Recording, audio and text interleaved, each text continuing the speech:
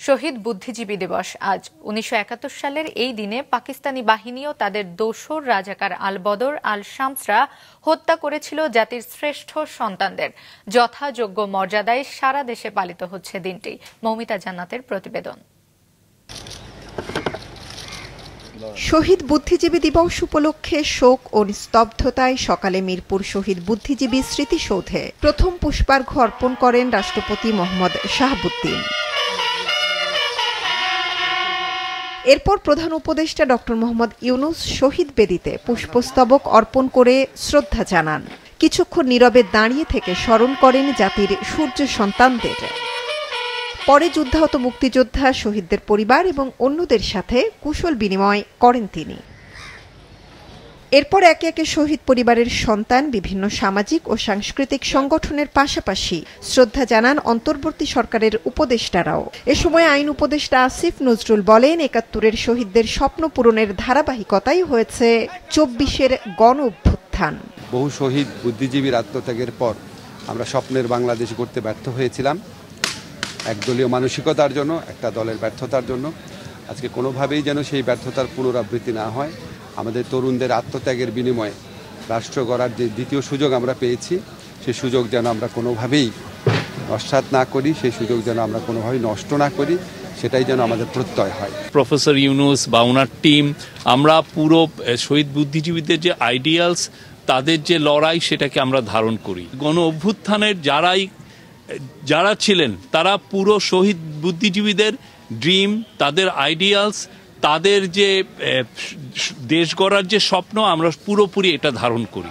Million offer Walton fridge কিনে পেতে পারেন ২০ লক্ষ টাকা, রয়েছে কোটি কোটি টাকার নিশ্চিত উপহার। তরুণদের উপস্থিতি ছিল চোখে পড়ার মতো। তারা বলেন, জুলাই আগস্টের শহীদ ছাত্রদের রক্তের ধারা মিলিত হয়েছে ৭১-এর বুদ্ধিজীবীদের আত্মদানের মোহনাতেই। আমরা কিন্তু আমাদের সামনেই ওই জিনিসটাকে আবার ইতিহাসের পুনরাবৃত্তি ঘটতে দেখেছি, এবং সেই জায়গা থেকে এবার কিন্তু আমাদের যে আবেগ, আমাদের যে চেতনার জায়গাটা, সেটা অনেক বেশি সমৃদ্ধ, অনেক বেশি দৃঢ়।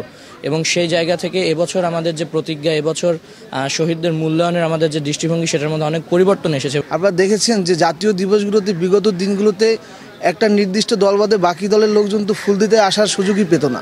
তো এটাও তো একটা নতুন বাংলাদেশের নতুন সময়, এবং সকলের যে সুযোগের জায়গাটা তৈরি হয়েছে একটা ফ্যাসিবাদের পতন হওয়ার মধ্য দিয়ে, সেটা অবশ্যই একটা তাৎপর্য রাখে। নারী পুরুষের সমতা ভিত্তিক, বৈষম্যহীন একটা ন্যায্যতা ভিত্তিক যে সমাজ গড়ার যে স্বপ্ন নিয়ে এই দেশ স্বাধীন হয়েছিল, তারই পরম্পরায় আসলে আগামী প্রজন্ম আসলে এগিয়ে যাবে। আমরা মুক্তিযুদ্ধের চেতনায় মুক্তিযুদ্ধ করেছি, মুক্তিযুদ্ধের একটা দেশ তৈরি করেছি। সেই দেশটা রক্ষা করার দায়িত্ব তো তাদের হাতেই যাবে, এবং তারা সেই চেতনা নিয়ে তাদের কাজগুলো করবে।